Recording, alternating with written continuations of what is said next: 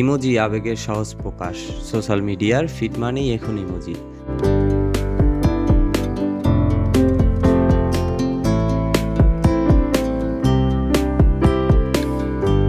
Comment, message কিংবা যোগাযোগের সর্বক্ষেত্রে ইমোজি। আমরা ইমোজি এখন বাস্তব জীবনেও দেখি।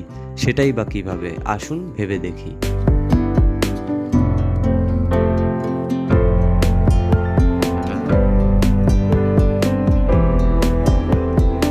ইমোজি এলো কিভাবে? আমাদের আবেগের প্রতিচ্ছবি এই ইমোজিতে।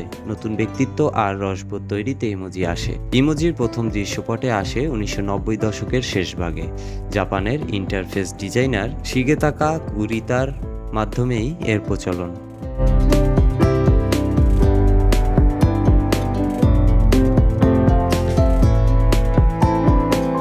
তার মাধ্যমেই বিশ্বজুড়ে ভাইরাল হয় ইমোজি ব্যবহারের ট্রেন্ড। বয়স, সংস্কৃতি ও ভাষা নির্বিশেষে বিশ্ববাসীর সর্বজনীন ভাষায় পরিণত হয় ইমোজি। মানুষ যে আবেগই প্রকাশ করার চেষ্টা করুক না কেন, তার সব আছে ইমোজির ভান্ডারে।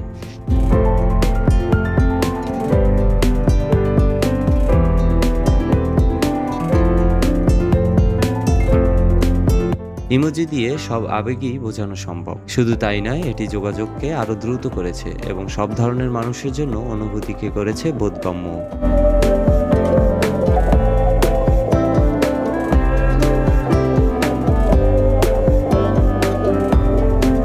ইমোজি রয়েছে নেতিবাচক দিকও। ইমোজি ব্যবহারের কিছু নেতিবাচক দিক রয়েছে। বছরের পর বছর ধরে ইমোজি ব্যবহার করে আমরা অনুভূতি প্রকাশ করছি। হালকা চালের ইমোজি ব্যবহার করতে গিয়ে হয়তো আমরা আবেগের প্রকৃত গভীরতা হারাচ্ছি।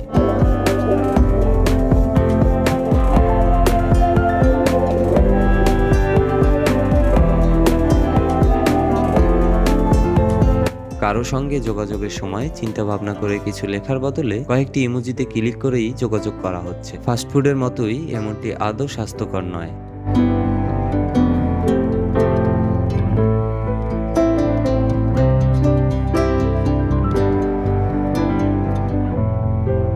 পেশাজীবনে ইমোজি। পেশাজীবনের দিকে তাকালে দেখা যাবে ইমোজির মতো সহজে ব্যবহার্য সংকেতের বহুল ব্যবহারের কারণে অনেক মানুষেরই মানসিক উদ্দীপনা বা প্রতিক্রিয়া দেখানোর ক্ষেত্রে সংবেদনশীলতা হারিয়ে যাচ্ছে।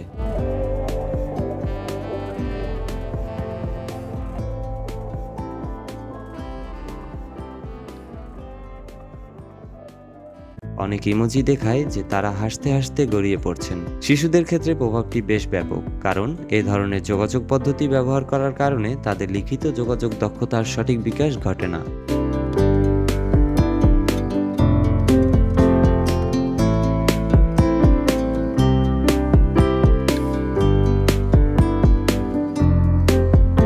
ইমোজির অর্থ যায় বদলে।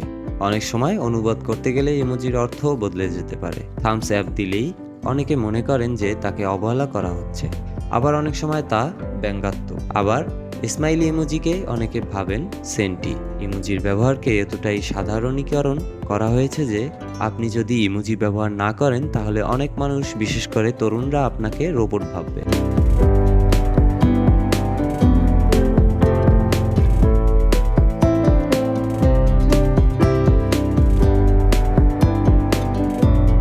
তরুণ প্রজন্মের কাছে ইমোজি প্রকৃতির মতোই স্বাভাবিক, কিন্তু অন্য অনেকের কাছে এর অর্থ ধাঁধার মতো। অনেক সময় ইমোজির ব্যবহার গভীর ও অর্থপূর্ণ আবেগের বহিঃপ্রকাশকে বাধাগ্রস্ত করে, কারণ আপনার হয়ে ইমোজি সেই আবেগ প্রকাশ করে দিচ্ছে।